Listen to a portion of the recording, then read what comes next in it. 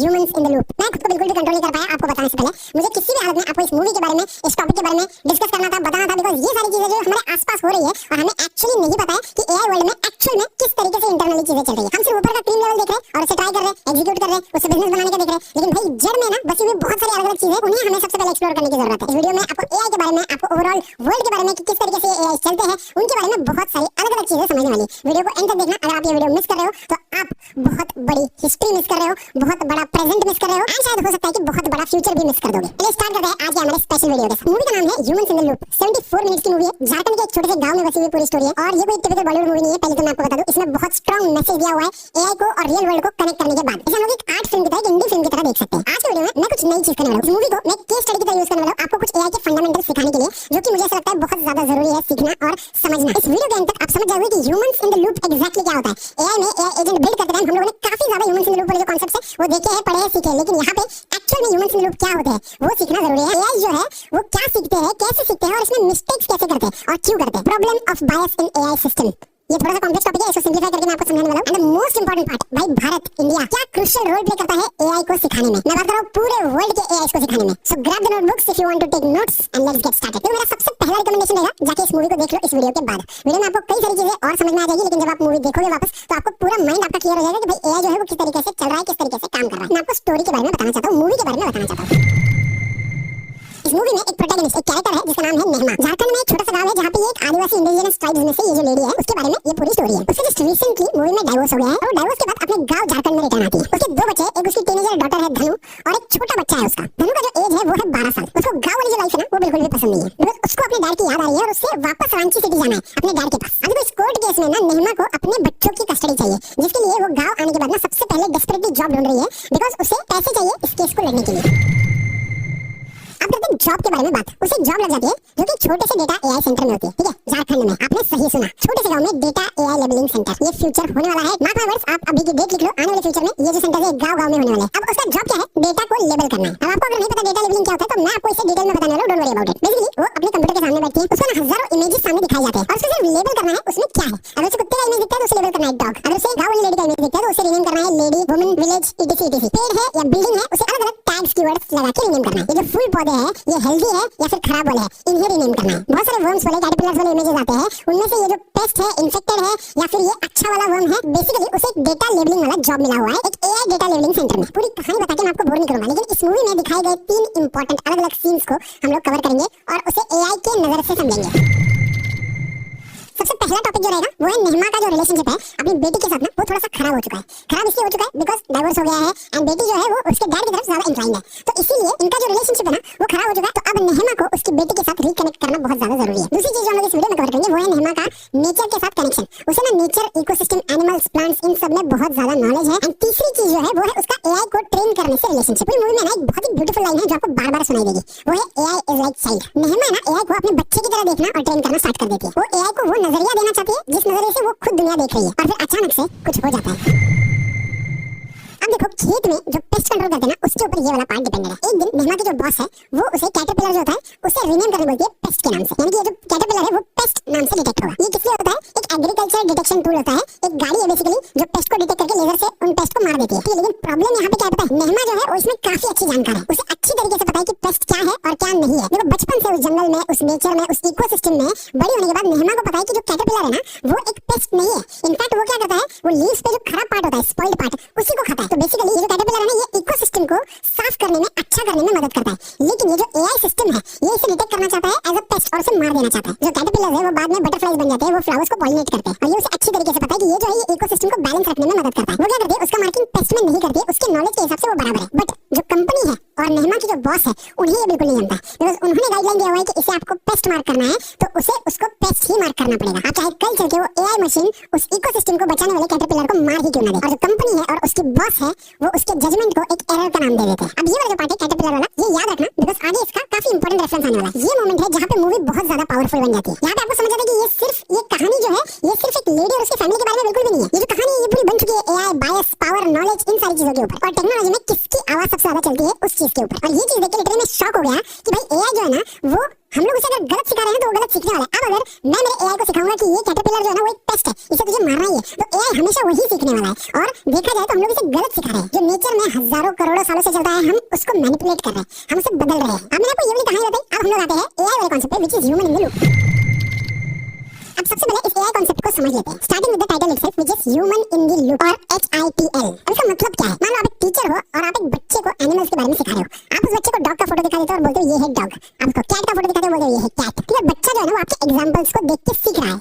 अब आप उसे और नेक्स्ट वाला स्लॉट दिखा देते हो 10-12 फोटोज का और पूछ लेते हो, जहां पे मिस्टेक होगी ना आप उसको वापस एक बार करेक्ट करते हो। करेक्ट करने के बाद बच्चा सीख चुका है, यानी ये डॉग होता है, डॉग की ये पूंछ होती है, डॉग का ये फेस होता है और इस तरीके से डॉग दिखता है। या फिर कैट के जो ट्रेट्स है उससे बच्चा सीखता है कि हां ये कैट है, और तब जाके बच्चा जब देखता है आप उसे सिखाते हो तब जाके वो सीख जाता है कि डॉग और कैट में क्या अंतर होता है। सीखते हैं, इंप्रूव करते हैं और वो बेटर डे बाय डे होते जाते हैं। ये बैक एंड फोर्थ प्रोसेस जो है, यानी कि एक पिक्चर दिखाया डॉग है या नहीं ये बताया और उसके बाद और 10 पिक्चर दिखाया और उसमें से एग्जामिन करने लगा डॉग कौन सा। ये जो बैक एंड फोर्थ प्रोसेस होता है ना उसे हम लोग लूप कहते हैं। आपने देखा होगा YouTube पे आप लूप पे गाने लगा देते हो, यानी कि एक गाना वापस एक बार रिपीट होगा, वापस एक बार रिपीट होगा। तो उसी तरीके से यहाँ पे जो बैक एंड फोर्थ प्रोसेस है उसे भी लूप कहा जाता है। और जो टीचर है ना वो एक लूप में है टीचिंग के, वो कंटीन्यूअस टीच करते हैं, इंप्रूव करते हैं एंड डे बाय डे उनका कैपेबिलिटी उस चीज का बढ़ जाता है। अगर ये वाला जो कांसेप्ट जो मैंने आपको बताया अगर आप एआई पे अप्लाई करोगे ना तो सेम इसी तरीके से एआई पे भी ये चलता है। जो मशीन लर्निंग मॉडल्स होते हैं ना उन्हें ट्रेन करने की जरूरत होती है, उनको मैजिकली थिंग्स नहीं पता है, ठीक है, उन्हें बताना पड़ता है। और इन सारी चीजों में सिखाने के लिए बताने के लिए कौन इन्वॉल्व है? ह्यूमंस। हम किसमें शामिल है? एआई बराबर से सीख रहा है या नहीं? अगर वो कोई मिस्टेक कर देते तो उसे करेक्ट करने में हम लोग मदद करते हैं, एआई को इंप्रूव करने में, ताकि वो आगे बेटर डे बाय डे करता रहे। तो जो ह्यूमन है ना वो एआई डेवलपमेंट में एक लूप का रोल प्ले करता है। चलो इसे ब्रेक डाउन करते हैं कि रियल लाइफ में ये कैसे चलता है। स्टेप 1 यानी कि डेटा कलेक्शन। कंपनीज जो है ना बड़ी-बड़ी वो क्या करती है? Thousands, lakhs and millions of images, text and voices collect करते हैं। स्टेप नंबर 2 में डेटा को लेबल किया जाता है कि ये क्या है और ये क्या है। ह्यूमंस जो है ना वो मैन्युअली डेटा को लेबल करते हैं। अगर मल्टीलिंगुअल चाहिए तो ह्यूमंस उसे लेबल करेंगे डॉग, कुत्ता, कुत्रा, यानी कि इंग्लिश, हिंदी और मराठी में। स्टॉप साइन का अगर इमेज आ जाए तो ह्यूमंस इसे स्टॉप साइन के नाम से रीनेम करेंगे या फिर लेबल करेंगे। ऑडियो क्लिप अगर आ गई तो ह्यूमंस इसे लेबल करेंगे पर्सन स्पीकिंग इन इंग्लिश और हिंदी। स्टेप नंबर 3 में होता है मॉडल ट्रेनिंग। एआई क्या करता है? ये जो लेबल की गई चीजें है ना इनसे सीखने लगता है, वो पैटर्न्स को रिकॉग्नाइज करना स्टार्ट करता है। आपने एक ऑरेंज का फोटो दिया तो एक ही फोटो से एआई कभी नहीं ट्रेन होगा, ठीक है, आपको मल्टीपल हजारों फोटोज देने पड़ेंगे कि ऑरेंज का टेक्सचर क्या होता है, ऑरेंज दिखता कैसे है, ऑरेंज का लीफ कैसे होता है, और वो धीरे-धीरे करके एआई जो है ना वो ऑरेंज क्या होता है उसे सीखने लगता है। स्टेप नंबर 4 होता है टेस्टिंग एंड वैलिडेशन वाला। ह्यूमंस क्या करते हैं? एआई को एक नए डेटा पे टेस्ट करते हैं और उनकी एक्यूरेसी को चेक करते हैं कि कितना एक्यूरेटली जवाब दे पा रहे हैं। और स्टेप नंबर 5 जो होता है ना वो है फीडबैक एंड रिफाइनमेंट, यानी कि जब एआई ना मिस्टेक करता है ना तो ह्यूमंस उसे करेक्ट करते हैं और जो मॉडल है ना वो रिट्रेन किया जाता है एक बेटर डेटा से। और ये साइकिल है, ये कंटीन्यूअस रहता है एंड यहाँ पे इन द लूप कहा जाता है इसे। अब आप सोचोगे ये इंपॉर्टेंट क्यों है? एआई में ह्यूमन की जरूरत क्यों पड़ती है? क्या एआई अपने आप से नहीं सीख पाता है या फिर एआई अपने आप से कल करके नहीं सीख पाएगा? The answer is no, not really. AI को एक ह्यूमन की जरूरत पड़ती है बिकॉज़ एक्यूरेसी। ह्यूमंस इंश्योर करते हैं कि एआई जो है करेक्टली सीख रहा है। कॉन्टेक्स्ट, ह्यूमन जो है वो रियल लाइफ एग्जांपल से कॉन्टेक्स्ट प्रोवाइड कर सकते हैं एआई को। एथिक्स, ह्यूमन जो है वो प्रॉब्लमेटिक आउटपुट्स को पकड़ सकता है। एज केसेस यानी कि गलतियां, ह्यूमंस जो है ना वो एआई ने किए हुए एरर्स को पकड़ सकती है और एआई को एक अच्छी तरीके से गाइडेंस दे सकती है। बायस रिडक्शन, एआई जो बायस रहता है कि ये यही है या ये यही है उसे बदल सकता है और उन्हें एक राइट डिसीजन लेने में मदद कर सकता है। एवरीडे लाइफ के जो एआई टूल्स है ना वो भी आप ह्यूमन इन द लूप के हिसाब से ही यूज करते हो। चलिए मैं आपको बताता हूं कौन से टूल्स हैं। गूगल पे जो फोटोज आप कोई भी सर्च करते हो, अगर आप बीच सर्च करते हो तो आप देख सकते हो बहुत सारे बीच वाले फोटोज आपको आएंगे। इन्हें ह्यूमंस ने रीनेम किया हुआ है, इन्हें ह्यूमंस ने लेबल किया हुआ है। सेल्फ ड्राइविंग कार्स, टेस्ला वाले जो सेल्फ ड्राइविंग कार्स है उन्हें भी ह्यूमंस ने ट्रेन किया है ये समझने में कि भाई पेड़ कौन सा है, आदमी कौन सा है, चलने वाला इंसान कौन सा है, बैठा हुआ इंसान कौन सा है, ये सारी चीजें। एलेक्सा, गूगल असिस्टेंट की अगर बात करें तो ह्यूमन के जो अलग-अलग टाइप की आवाजें हैं उनसे ये ट्रेन होता है। आवाजों का एक्सेंट और ये सारी चीजों से वो समझदार बन जाता है एआई, जहां पे वो ह्यूमंस की लैंग्वेज को समझ पाता है। चैटजीपीटी, ह्यूमंस ने क्या किया हुआ है इसके ऊपर? चैटजीपीटी को बोला हुआ है कि ये चीजें जब लोग बोलेंगे तो उसे लेना है, ये चीजें बोलेंगे तो बाहर फेंक निकालना है,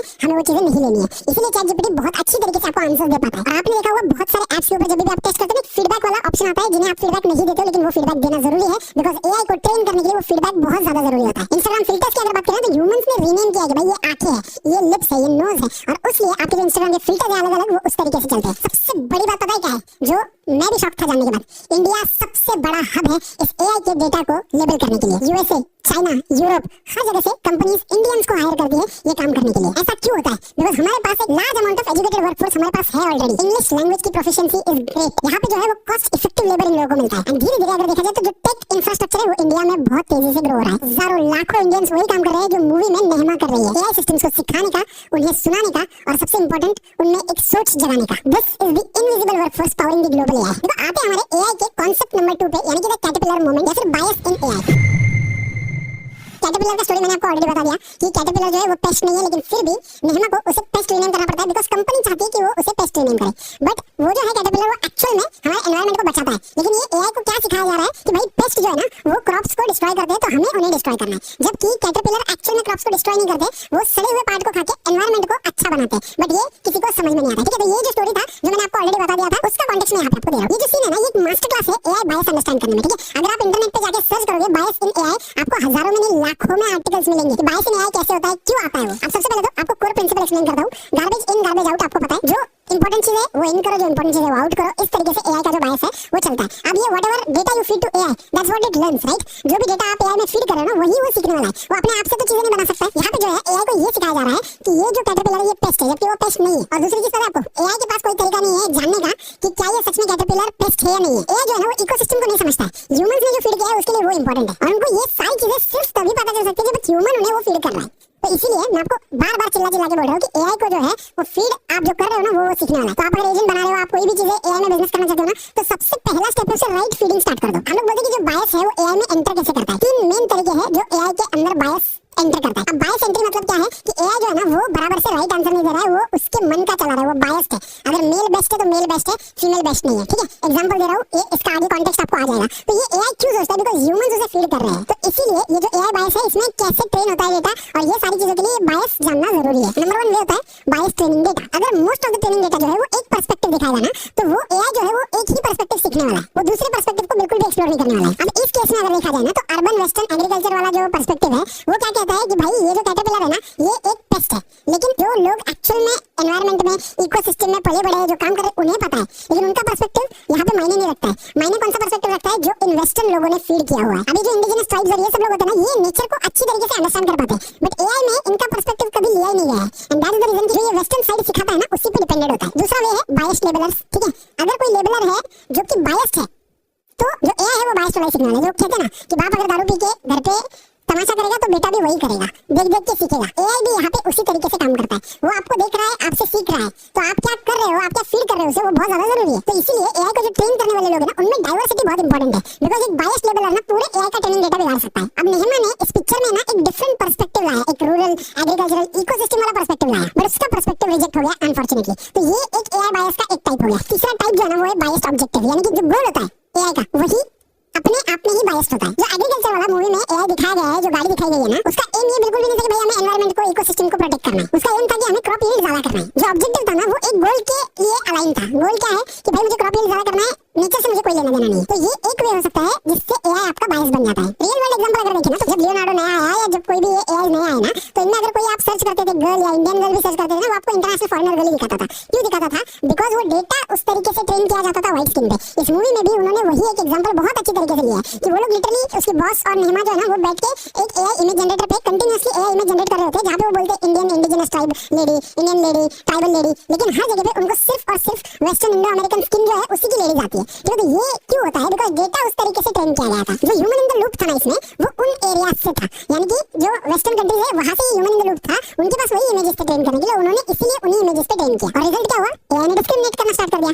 एआई ने व्हाइट स्किन वाले ही औरतों को दिखाना स्टार्ट कर दिया, या व्हाइट स्किन वाले लोगों को ही दिखाना स्टार्ट कर दिया। तो ये जो है डिस्क्रिमिनेशन क्यों आया, बिकॉज बायस वाला ये एक बहुत बड़ा एग्जांपल है। एआई जब बायस बनता है ना, तब वो डिस्क्रिमिनेट करने लगता है। जैसे कि इंसान डिस्क्रिमिनेट करता है उस तरीके से एआई भी डिस्क्रिमिनेट करने लगता है। दूसरा एग्जांपल हायरिंग एल्गोरिथम। अमेज़न ने अपना एक एआई हायरिंग बनाया था, जो कि एक एल्गोरिथम पे चलता था, एआई हायरिंग वाला पूरी तरीके से। अब उसमें क्या है मैं आपको बताता हूँ, उन्होंने कुछ पुराने रेज्यूमे पे पूरा डेटा ट्रेन किया हुआ था। अब पुराने रेज्यूमे पे सारे मेल लोग थे, तो यहाँ पे प्रॉब्लम क्या हुआ, हायरिंग में क्राइटेरिया डायरेक्टली मेल का आ गया, और फीमेल जो कैंडिडेट थे सारे वो सारे रिजेक्ट हो गए। तो ये जो है ये मैं कोई रैंडम चीजें नहीं बोल रहा हूँ, ये एक्चुअल में ना रिसर्च चीजें है। मैं आपको नीचे कुछ लिंक्स दे रहा हूँ, उसमें साइटेशन से आप देख सकते हो। तो अमेज़न की तरफ से ये जो है बाद में उन्होंने बंद कर दिया, ठीक है। लेकिन ये हायरिंग एल्गोरिथम वाला जो था, ये इनकी तरफ से एक बायस्ड एआई तैयार हो गया था, जो कि बायस्ड डिसीजंस लेता है। हेल्थ केयर में अगर हम लोग देखें ना, तो एक और एक फील्ड स्टडी था जहाँ पे हेल्थ केयर में, मेडिकल केयर में हार्ट अटैक वाले जो भी पेशेंट थे ना, उनका जो डेटा ट्रेन था ना, वो मेल हार्ट अटैक पेशेंट से था। फीमेल हार्ट अटैक पेशेंट से कभी ज्यादा डेटा ट्रेन नहीं हुआ था, जिसके लिए वो इनएक्यूरेटली फीमेल हार्ट अटैक्स को कभी ट्रेस नहीं कर पाता था। उनके ट्रेन वाले एआई ने ना कभी रिकॉग्नाइज किया ही नहीं कि फीमेल में भी हार्ट अटैक आता है। वॉइस असिस्टेंट की अगर बात करें तो पहले के जमाने में,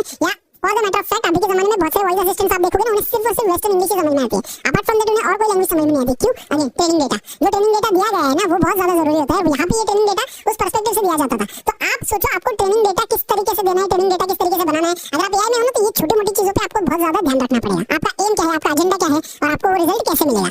अब इन सारी चीजों के बारे में हम लोग बात कर रहे हैं, लेकिन इसका डीपर प्रॉब्लम क्या है, ये जो बायस एआई है ये क्या प्रॉब्लम क्रिएट कर सकता है, वो बहुत ज्यादा जरूरी है जानना। ये जो कैटरपिलर वाला सीन है मूवी में, वो सिर्फ एआई को ट्रेन करने वाला बात नहीं है, वो बात उस बारे में है कि एआई को ट्रेन करने की पावर किसमें है, who is the decision maker. नेहमा का इकोलॉजिकल नॉलेज था, उसका एक कनेक्शन था, और उसके पास एक हाई लेवल नॉलेज था कि एनवायरनमेंट नेचर किस तरीके से चलता है, लेकिन डिसीजन करने का पावर मिला उस कंपनी के हाथ में। में जिन्हें उस बारे में नॉलेज नहीं था। सो बेसिकली ये जो सीन था, this was not only about training the data, it was purely about power. किसे डिसाइड करने मिलता है कि क्या सच है, किसे कैटेगरीज को डिफाइन करने मिलता है, और सबसे इंपॉर्टेंट एआई को सिखाने का राइट किसे मिलता है। और इन सारी चीजों के कॉन्सिक्वेंसेस क्या है? जब एआई बायस डिसीजन लेने लगता है, वो हायरिंग में, मेडिकल में, हर जगह पे अनफेयर हो जाता है, वो डिस्क्रिमिनेट करने लगता है, वो जो ओरिजिनल नॉलेज है उसे मैनिपुलेट करके उसे इरेज करने लगता है। और ये धीरे-धीरे चल के अगर इसी तरीके से चलता रहा ना, ये बहुत ज्यादा डेंजरस हो सकता है, बिकॉज़ ये मिसडायग्नोज भी कर सकता है। और सबसे स्कैरी पार्ट पता क्या है? आज के जमाने में AI system thousands of decision every second ले रहे हैं, मिलियंस ऑफ लोगों पे इसका इफेक्ट है based on that biased data. AI को ब्लेम नहीं कर रहा हूं, मैं सिर्फ आपको सच्चाई बता रहा हूं कि आप जब आपका खुद का कोई डेटा ट्रेन कर रहे हो, कंपनी का डेटा ट्रेन कर रहे हो, तो किस बारे में आपको सोचना जरूरी है। और इसीलिए जो ह्यूमन इन द लूप है ना, वो बहुत ज्यादा इंपॉर्टेंट है।